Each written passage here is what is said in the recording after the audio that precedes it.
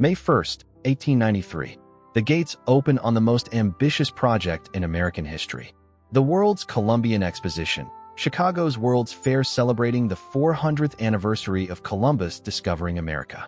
630 acres of swampland on Lake Michigan, transformed in just 3 years into a city more beautiful than any real city on Earth. The White City. 14 massive buildings covered in white plaster, built around lagoons and fountains. At night, 100,000 incandescent light bulbs, more than had ever been used anywhere, turned the White City into a vision of heaven on earth. 27 million people would visit. For many, it was the most beautiful thing they would ever see in their lives. But there was darkness in the White City. A serial killer named Holmes was using the fair to lure victims to their deaths. And within a year, most of this magnificent architecture would burn to the ground. This is the story of the most beautiful city that ever existed, and existed for only 6 months. The official style was Beaux-Arts neoclassical, Roman and Greek architecture on a massive scale. The chief architect, Daniel Burnham, coordinated the greatest collection of architects America had ever assembled. The result was architectural unity, every building harmonizing with the others. The effect was overwhelming. Visitors arriving by train or boat would round a corner and suddenly see the Court of Honor, the central basin surrounded by white palaces, with the golden statue of the Republic rising from the water. Many visitors wept at the sight. They called it the White City because every building was covered in white plaster. But it was also called that because it seemed pure, perfect, utopian. A vision of what American cities could become. Not everything was white neoclassical. Louis Sullivan, the father of the skyscraper, was given the transportation building. He refused to copy Greek and Roman styles. His building exploded with color. His famous golden door was covered in gold leaf and intricate ornamental patterns. It was Art Nouveau before Art Nouveau had a name. The European critics loved it. The American establishment found it disturbing. Sullivan's career never recovered from being too far ahead of his time. If the White City was high culture and refined beauty, the Midway Plaisance was where America came to play. This mile-long strip outside the official fairgrounds was controlled by Sol Bloom, a 23-year-old promoter with no scruples about what would draw crowds. And draw crowds it did. The Midway made more money than the White City. Here you could see exotic villages, Egyptians, Turks, Samoans, Javanese, in what we would now recognize as deeply racist ethnographic displays. You could watch Little Egypt perform the scandalous belly dance. You could ride the incredible new Ferris wheel. The Midway gave us the word midway for carnival strips.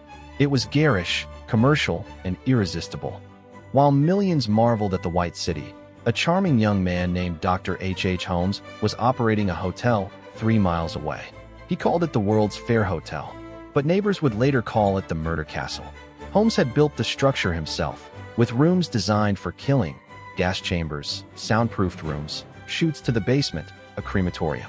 He lured young women to Chicago for the fair, promising them jobs, romance. Then he killed them. No one knows how many. Confessions ranged from 27 to over 200.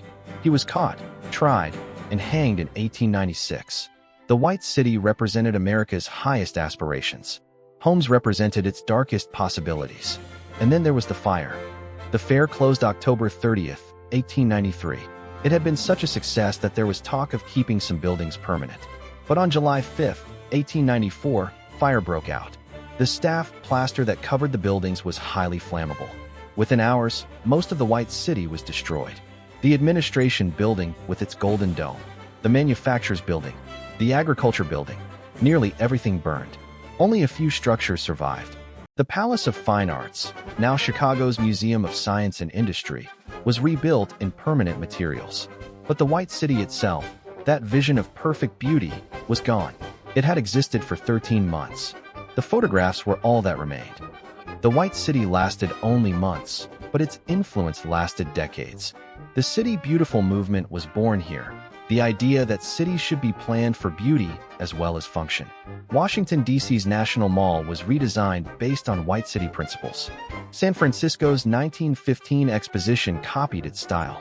Daniel Burnham went on to create city plans for Chicago, San Francisco, and other cities, all influenced by his White City. The fair also changed American culture. It introduced Americans to new foods, hamburgers, Cracker Jack, juicy fruit gum. It gave us the Ferris wheel and the Midway. It showed Americans that their country could compete with Europe in art and architecture. For many of the 27 million visitors, nearly half the US population, it was the most beautiful thing they ever saw. And because it burned, it remained perfect in memory. Never aging, never declining, never disappointing. The White City became America's lost Atlantis, a paradise that existed briefly, then vanished, leaving only photographs and dreams. In the end, the White City was an illusion, beautiful plaster facades over iron frames, meant to last 6 months and looking like marble palaces that should last centuries. Perhaps that's fitting. America in 1893 was inventing itself, creating an image of what it wanted to be. Cultured, modern, powerful, beautiful. The reality was messier, labor strikes, economic depression, racial injustice. But for 6 months, in one place, the dream looked real. 27 million people saw it. Many never forgot it. We can never see the White City with our own eyes. But through these photographs, enhanced and brought to life by technology, we can glimpse what they saw and understand why they never stopped talking about it. The most beautiful city that ever existed, that existed for only 6 months.